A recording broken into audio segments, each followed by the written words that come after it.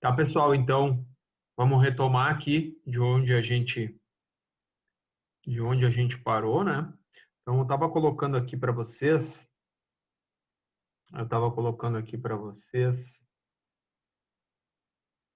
mais uma pessoa entrando aqui. Estava colocando aqui, tinha falado que, deixa eu botar em modo apresentação, que para a gente proteger aí os inventores de fato, né, de oportunistas, de exploradores, esse sistema se criou para evitar aquele fui eu que fiz, eu que vi primeiro, isso é meu, isso pertence a mim, não pertence a mim.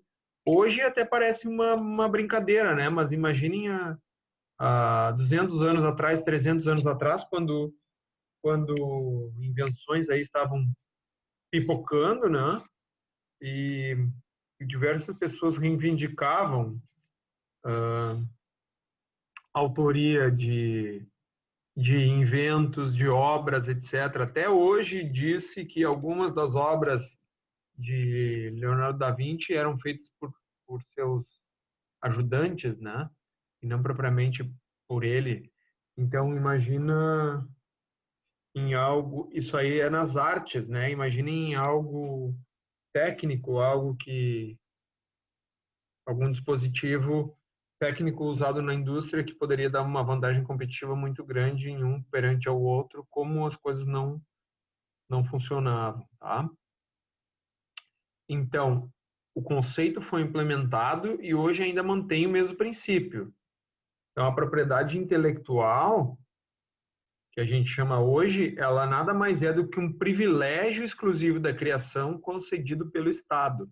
O Estado vai lá e, através da análise de um processo, né, se entra com um processo de requerimento de uma propriedade intelectual, seja ela de ordem técnica, que aí seria uma patente ou uma marca, seja ela da ordem artística ou cultural, que aí é o direito autoral, tá? Não é a patente, mas a artística cultural é o direito autoral. Então, o Estado concede o direito de exploração e o privilégio exclusivo da criação para uma determinada pessoa, uma determinada empresa, tá? Que só se justifica com o fato de colaborar para estimular a criação de forma que se multipliquem essas obras intelectuais dentro da sociedade, tá? Então, pessoal, nessa ciência chamada de propriedade intelectual, a gente tem basicamente três grandes campos, tá? E é o campo do direito autoral, que é o campo da propriedade industrial e o campo da proteção sui generis, tá? Hoje eu vou dar uma passadinha bastante superficial sobre este tópico aqui e este tópico aqui, tá? Direito autoral e proteção sui generis. Porém, toda a nossa disciplina, ela vai se focar aqui. Então, eu fiz questão de trazer isso para vocês, de modo a organizar o pensamento de vocês. Então, olha, propriedade industrial, que é o nosso foco, sim, ele é algo bastante amplo, bastante abrangente, porém, ela é uma parte de uma ciência maior chamada propriedade intelectual. Tá, pessoal? Então, por isso que eu fiz questão de trazer isso, dar uma passadinha sobre os outros conceitos com vocês e não entrar de sola nisso aqui, porque senão o cara acha que isso aqui é o todo, né? E de fato, propriedade industrial, ela não é o todo, ela é uma parte bastante grande e para a gente o que nos interessa de uma ciência chamada propriedade intelectual, tá? Então, ela é uma ciência do direito, tá, pessoal? Tanto é que esse desenho aqui, ele é de um manual para juízes, tá? Reflexões para magistrados, etc. Tá? Então, aqui, aquele mesmo desenho com algumas simplificações é esse que a gente vai usar. Então, na aula de hoje, eu vou focar mais nos tópicos B e C, tá? E o tópico a gente vai ver a partir da aula que vem, tá? Então, nós vamos começar aí com a parte de direito autoral, tá? Então, os direitos autorais, eles asseguram a proteção sobre as criações do espírito humano, tá? Então, não são criações técnicas aqui, não é um desenho técnico, uma nova ferramenta, um novo processo, uma nova tecnologia de produção de alguma coisa, tá? Mas são criações chamadas do espírito humano, de ciências humanas, tá? Mais precisamente das obras ou das expressões concretas e não as ideias em si. Então, isso aqui ele protege as obras, não protege as ideias. Obras de arte, obras literais, musicais, etc. Tá? Reservando aos autores o direito exclusivo sobre a reprodução dos seus trabalhos. Ou seja, cabe ao autor a exploração da obra como ele desejar. Se o cara vai vender para alguém explorar para ele, se ele vai explorar por conta, né? Explorar chama-se monetizar, né?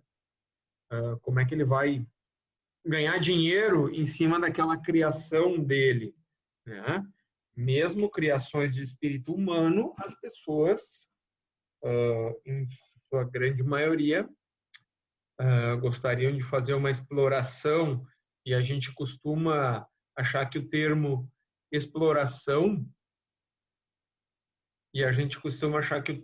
exploração é pejorativo, e não, né? O termo exploração nem sempre é pejorativo, ele tem sim uma conotação pejorativa, mas a exploração ela pode ser algo positivo também, tá? Então, direito autoral se aplica para literatura, pintura, escultura, projetos arquitetônicos e de engenharia. Ah, professor, mas tu falou que não eram para coisas técnicas, e aqui tem projetos arquitetônicos e de engenharia. Sim, mas é a obra em si. Então, em alguns... Eu não sei se tem alguém da Civil. Tem alguém da Civil aqui? Acho que não, né? Então, por exemplo, em engenharia civil, quando vai construir um viaduto ou quando vai construir uma ponte, etc., tu entra lá nas licitações, tá construindo uma estrada lá, e essa estrada tem 4 ou 5 viadutos. Os viadutos eles chamam de obras de arte, ou uma ponte em arquitetura ou engenharia civil, ou a parte das vezes, quando tem essas obras assim mais complicadas, uma ponte ou um viaduto, eles chamam de obra de arte. O famoso viaduto do Mazembe, que tem ali perto do Beira-Rio, agora os colorados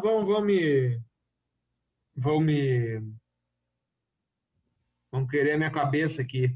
Mas o viaduto lá Tava de fato... demorando, né? Oi? Tava demorando, né? Tava demorando, né? Mas o que eu posso fazer, cara? Eu de fato, não me lembro do nome do profissional que fez ali, mas aquele M, de fato, ele não é em função do Mazembe, obviamente, é em função do profissional. Parece que o sobrenome dele é com M, algo assim, né? Alguém sabe, alguém sabe essa história aí? Mas ao que tudo indica aí, o formato, né, a forma daquilo lá tem a ver com o nome do profissional. Tá? Então, o M não é um arquiteto gremista que resolveu fazer o M do Mazembe, embora caia bem o apelido. Mas enfim, então, esse aí, pessoal, é um bom exemplo que o direito autoral se vale. Tá? Então, ali eu não sei se o cara registrou ou não registrou, mas, olha, projetos arquitetônicos com esse formato pertencem a mim. O cara poderia muito bem ter feito o registro daquela obra de arte dele, tá? Então, por isso que ele se vale também para alguns ramos técnicos, tá? Protege a concepção criadora e não o objeto material que lhe serve suporte. Então, naquele caso ali do viaduto, o cara ele não ia proteger o viaduto, ele ia proteger a concepção da ideia. Olha, o viaduto em formato de M, suspenso, etc., pertence a mim. não requer novidade, mas originalidade, e protege a forma, não sendo necessário compreender o conteúdo da obra. Então, aqui é bem abstrato mesmo para a gente, que é de humanas, tanto é que vocês viram aí que quando precisou dar um exemplo, eu recorri a algo mais palpável, né, da nossa esfera aí da engenharia. Então, o direito autoral, diferente do registro de patentes e de moldes, que é registrado no INPI, Instituto Nacional de Propriedade Industrial, que nós vamos falar bastante ao longo da nossa disciplina. Então, o direito autoral ele não é registrado no INPI, mas sim na Biblioteca Nacional. Tá? Então, a gente já vê aqui, eu tenho um instituto para a indústria e eu tenho outro instituto para registrar os direitos autorais, que é a Biblioteca Nacional, que ela está situada no Rio de Janeiro, mas tem postos em outros estados, inclusive no nosso. Tá? O registro da Biblioteca Nacional é facultativo e a proteção aos direitos do autor. Sim? Não, Luiz, aí teu áudio tá vazando aí. Acho que era o Luiz. Voltando aqui então, a proteção aos direitos do autor vai durar até 70 anos após o seu falecimento, independente de registro, diferente do que acontece com uma patente, né? As patentes, elas têm data de expiração. Já as obras dos direitos autorais, não. Tá? Ela dura por até 70 anos após o falecimento do seu criador aí. Tá? Então, pessoal, o que a gente viu até agora foi essa parte aqui, ó. Direito do autor, direito autoral. Direitos conexos. O que são direitos conexos? Direitos conexos decorrem dos direitos do autor e protegem os artistas, intérpretes, executantes, produtores fonográficos e empresas de radiodifusão. Seus direitos não causam prejuízo direto ao autor, tá? Então, isso aqui é o famoso ECAD lá que tem que pagar. Tá? Isso vem daqui. Olha, radiodifusão, produções fonográficas, músicas, etc., vem daqui dessa lei de direitos autorais. E programas de computador também são direitos autorais. Embora seja algo muito utilizado pela indústria, os programas eles não são patenteáveis, e sim, eles são sujeitos à concessão de direitos autorais, conforme essa lei, tá? Lei de software. Um programa de computador é uma expressão de um conjunto organizado de linguagem natural ou codificada, contida em suporte físico de qualquer natureza, um CD, um HD, etc., né? De emprego necessários em máquinas automáticas ou de tratamento de informação, dispositivos, periféricos, baseado em técnica digital ou analógica, para fazê-los funcionar de modos e para fins determinados, tá? Então, um software no Brasil, que é regido por essa lei, tem essa definição, tá? E está dentro do sistema de direitos autorais. Voltando aqui de novo, tá? Sistema de direitos autorais compõe também a proteção de softwares. Então, são protegidos pelo período de 50 anos. A proteção ao autor do programa de computador, independente do registro. Porém, com a intenção de provar a autoria e para que fique garantida a exclusividade de exploração, é indicado que se faça o registro do programa no INPI. Então, a aplicação do programa tu pode fazer no INPI, porque normalmente um programa ele vai estar atrelado a alguma coisa, né? A uma máquina, alguma tecnologia, um robô, etc. Tá? O programa em si, a linguagem de programação, ela é um direito autoral. mas a funcionalidade daquele programa, sim, é patenteável, tá, pessoal? Então, por isso, é indicado que se faça o registro no INPI. Um programa por si só, se tu pegar lá o código dele, o algoritmo dele, ele sim, ele tem uma função, mas ele por si só ele não faz nada. Ele tem que estar ligado a um computador, ele tem que estar ligado a uma máquina, ele tem que estar ligado a dispositivos para gerar valor. Aquele programa ali como obra, aquele código de programação, aquele algoritmo como obra, ele não serve para nada, tá? Então, por isso que é indicado que se faça o registro do programa no INPI. Tá, pessoal? Então, Ô, aqui professor, sim. Eu não entendi muito bem. Não é o algoritmo que tu vai fazer o registro. É o que exatamente? É a funcionalidade dele. Tu até pode registrar o algoritmo, não no INPI, né, na Biblioteca Nacional, mas ele não vai valer de nada, porque ele não é uma obra de arte. Ninguém senta e lê um livro de algoritmos, a não ser que tu queira, a não ser que tu queira escrever ou copiar ou colocar ele para dentro de uma máquina. Então, o indicado é que tu registre o que? A funcionalidade. Por exemplo, olha, tem um livro lá com N algoritmos. Olha, se tu colocar esse algoritmo dentro de um computador e tu conectar esse computador em uma determinada máquina, tu vai obter esse tipo de resposta. Isso que é passível de registro, tá? Quem fez a pergunta foi Camila? Isso? Isso. Uhum. Então tá. Eu não sei se entendeu mais ou menos a resposta, não sei se ficou claro. Então, tu registra sob patente a funcionalidade daquele código, daquele algoritmo, tá? E não o algoritmo em si, Entendi. E tá? isso vale para um aplicativo também de celular. Sim, vale para um aplicativo de celular também, Entendi. tá? Mais perguntas, dúvidas?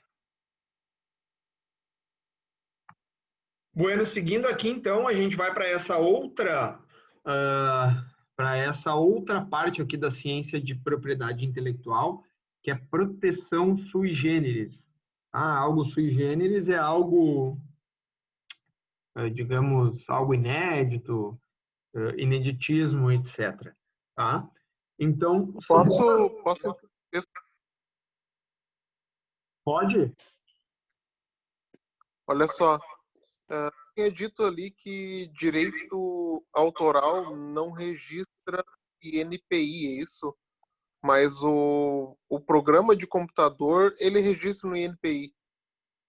Tu registra a Isso é uma funcionalidade. exceção? Não, tu registra a funcionalidade dele. Tu pode registrar o programa no INPI, mas o que o INPI vai registrar uma patente da funcionalidade do programa, tá? Então, o Sim, programa sim, sim. é isso que eu quis dizer. O programa em si, tu não registra uma patente do programa em si. Vai chegar lá com... Essa parte eu entendi. Tu registra a funcionalidade do programa de computador no INPI, Isto. que é o órgão de proteção à propriedade industrial, certo? Mas tu tinha dito que no tipo como é que eu vou te explicar? Não, é assim, ó. É que deu foi onde registra o quê, entendeu? Por exemplo, Deixa eu tentar explicar essa assim, ó. Se tu tiver um livro e nesse livro é um livro chamado assim, ó, Códigos de Programação, tá? E aí tu escreveu um livro, o cara lá da informática escreveu um livro e ele colocou diversos códigos de programação. Esse livro vai ser registrado na Biblioteca Nacional. O livro que contém Sim. aqueles códigos, tá? Porém, a gente sabe que aqueles códigos colocados em uma máquina, eles podem gerar valor, tá? Então, Tá. Agora, e aí- eu formulei a ideia para te fazer a pergunta. Por exemplo, eu crio um equipamento, uma máquina, sei lá, uma máquina que vai, sei lá, uma máquina que vai extrair dente lá, vai fazer o serviço de um dentista, por exemplo. Tá, eu criei.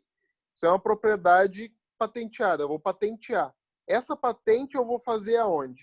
INPI. NPI. Tá.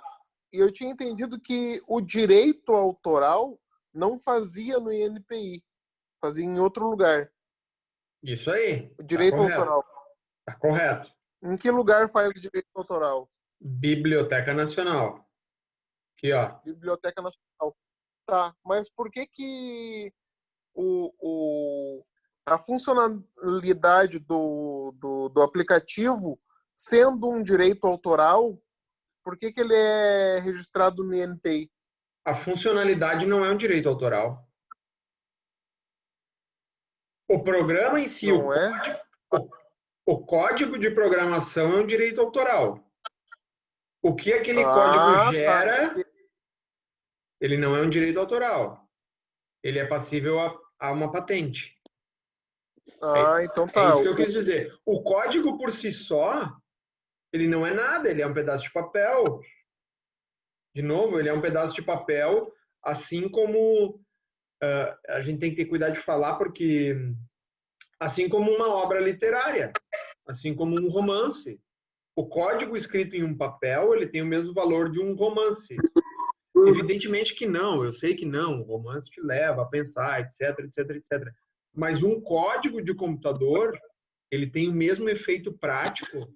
Um código de computador escrito num papel, ele tem o mesmo efeito prático de uma obra de romance. Agora, se tu pegar esse código desse software e colocar ele num computador e rodar uma máquina, essa máquina do dentista, isso sim tem um efeito diferente, que aí esse efeito é patenteável. Não sei se consegui explicar aí, Márcio. Tá, não, agora eu entendi. Tu vai registrar a funcionalidade no INPI, beleza.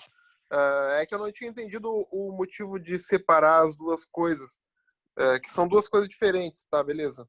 Isso, uma é o código em si, que tu pode escrever num pedaço de papel. Tá? Vai escrever um livro. A funcionalidade do programa de computador vai ser uma patente, é isso? Positivo. Semelhante a uma... Ah, beleza.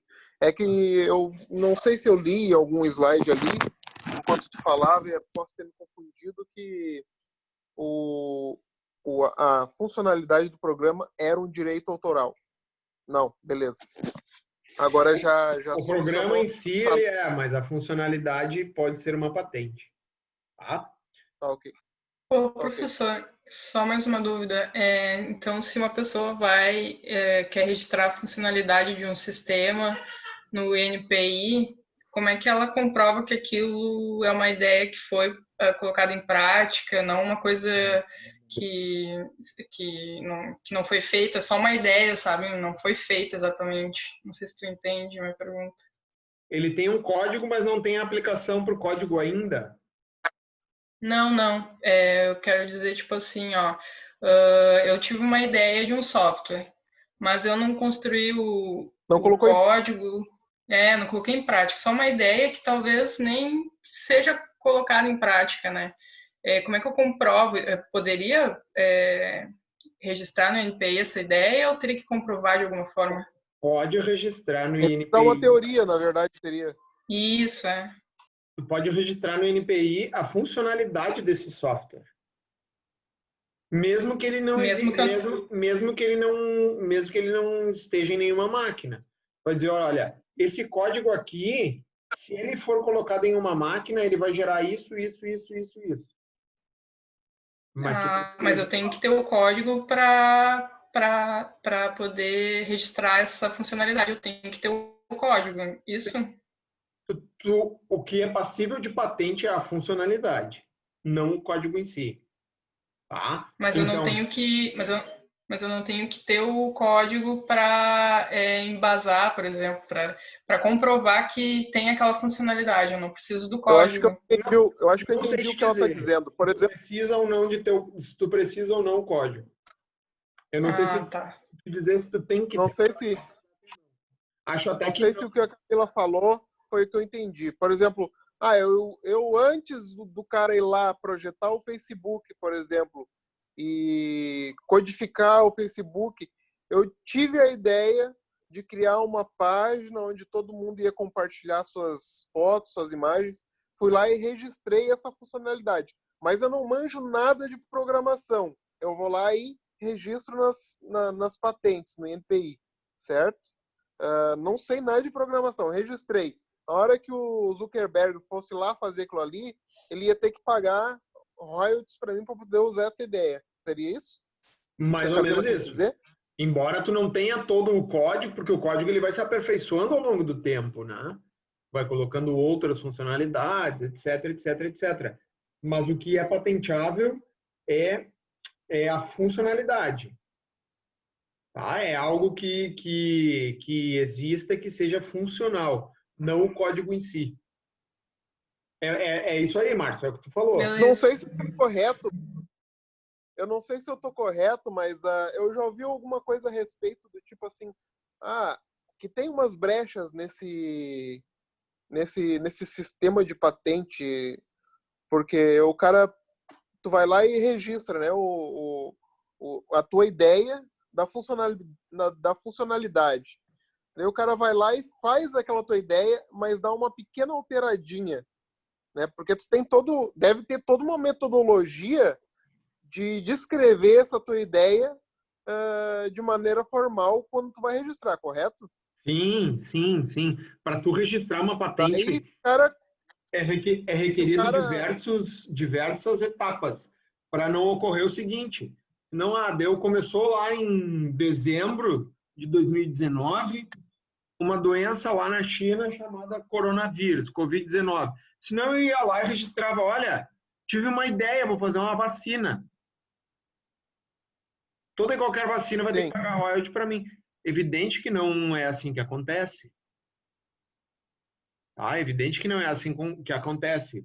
Ou seja, para tu poder registrar uma patente para isso aí, tu já tem que ter toda uma pesquisa, tem que ter todo um encaminhamento. Então não é assim, porque senão a gente tem uma ideia, acorda, tem uma ideia, vai lá e registra. Não é assim que funciona, tá? Esse exemplo que tu deu, ele vale para o software, né? Para funcionar que nem tive a ideia de fazer uma rede social e não tem o código. Beleza, isso é patenteável. Só que tem uma série de requisitos que tu tem que preencher. Tá? Não é a beleza. ideia em si, não são ideias ao vento que tu pode patentear. E sim, tem muito isso que tu colocou, tá? De ideias, tu alterar um pouquinho a ideia ou não. Por isso que isso é uma ciência do ramo do direito, tá? Então, quando vai querer patentear alguma coisa, tem empresas de direito especializadas nisso, que vivem disso e vivem muito bem, mais do que uma, inclusive. Tá? Aqui em Porto Alegre tem diversas empresas, tá? Para evitar esse tipo de coisa, tá? Para tu pesquisar se já não tem uma patente, para tu pesquisar se já não tem algo nesse sentido em outro lugar do mundo ou no Brasil. Isso aí tudo a gente vai ver dentro aqui da nossa disciplina aqui de patentes, tá? Mais alguma colocação aí? Vamos aqui para a proteção sui generis, que também não vai ser o foco da nossa disciplina, tá? Mas eu vou passar para vocês não ficarem perdidos aí, tá? Proteção sui generis é uma modalidade peculiar intermediária, é um intermediário entre o direito autoral e a propriedade industrial, ou seja, não é tão humano, não é tão da área de humana quanto o direito autoral, não é literatura, música, pintura, escultura, porém não é um direito autoral, tá? Que cuida dos cultivares, que é parte biológica, plantas, e topografia de circuitos, que são placas de circuitos, tá? Então, cultivar é uma variação de espécie de planta feita pelo homem, tá? Então, enxertos, o homem modificou geneticamente sementes para ter uma característica A, B ou C, ele pode ir lá e patentear. E patentear não, perdão. E requerer o direito de exploração. A gente confunde muito, inclusive a gente confunde bastante. Então, não é uma patente em si, é o direito de exploração, tá? A lei correspondente garante por determinado período direitos exclusivos. Contudo, é preciso que essa nova variedade não tenha sido explorada comercialmente ainda e seja claramente diferente de outra variedade conhecida em termos de características que a descrevem, tá? Então, assim, eu tenho uma rosa vermelha e eu vou ter uma rosa vermelho claro. Não, tá? Isso não é um cultivar. Ele é diferente, mas agora, eu tenho uma rosa e vou ter uma rosa sem espinhos. Isso pode ser passível, tá? Então, plantas da mesma variedade devem possuir características idênticas ou muito semelhantes. Precisam ser homogêneas e estável, devendo ser capazes de manter a homogeneidade ao longo de gerações.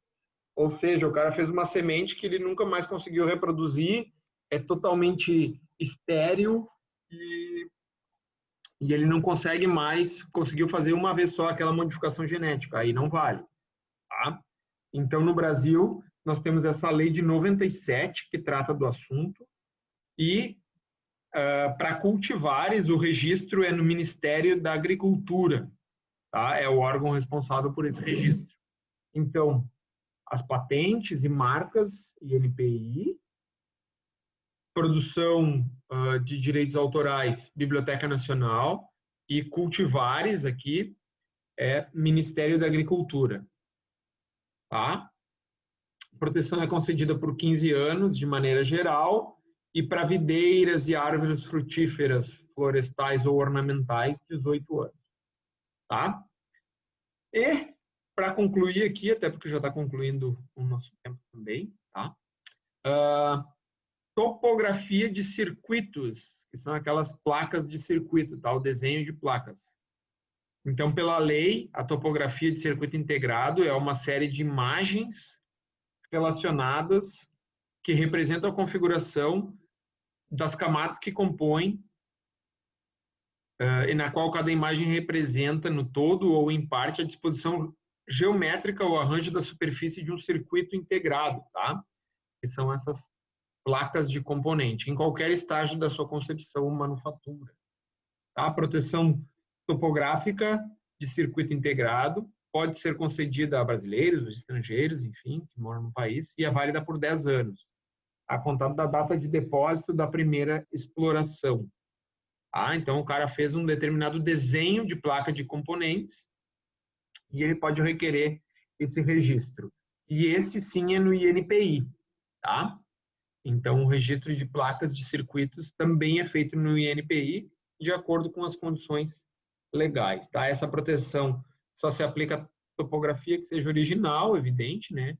Resultado de um esforço intelectual do seu criador, e é admitida a proteção topográfica resultante da combinação de elementos e interconexões comuns, desde que seja original. Tá? Será concedida aos conceitos, processos, sistemas técnicos nas quais a topografia se baseia ou qualquer informação armazenada pelo emprego da referida proteção. Tá, pessoal? Então, topografia é o desenho dessa plaquinha aqui, com desenhos diferentes, que vão requerer, vão dar uma vantagem a um determinado tipo de placa com relação a outro. Pessoal, então, para a aula de hoje, o que eu tinha era isso. A partir da aula que vem, a gente entra de fato em propriedade industrial, tá? Eu sei que eu passei bem rápido, mas como não é o foco principal da nossa disciplina, porém, eu achei interessante vocês saberem, tá? Eu quis passar de maneira rápida. Aqui nos apêndices, eu coloquei mais algum material aqui, números de leis, portarias e algumas informações complementares aqui para vocês, tá? Como eu falei, é tudo bem teórico nessa disciplina e não convém a gente ficar aqui lendo esse monte de coisa. Então, eu coloquei, de fato, o que realmente é mais importante. Pessoal, temos mais um minuto aí. Dúvidas, perguntas? Podemos seguir assim para as outras aulas? Vocês acharam muito ruim? Não? Quem cala consente? Então tá, então acho que a gente vai seguindo assim para as próximas aulas, tá? Aí o Luiz, tudo certo. Então tá, a gente vai seguindo assim para as próximas aulas e aceito críticas, sugestões, dicas, etc. aí. Tá, pessoal?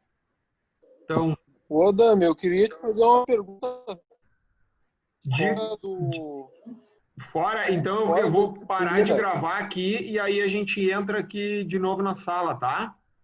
Um abraço, tchau, tchau. Tá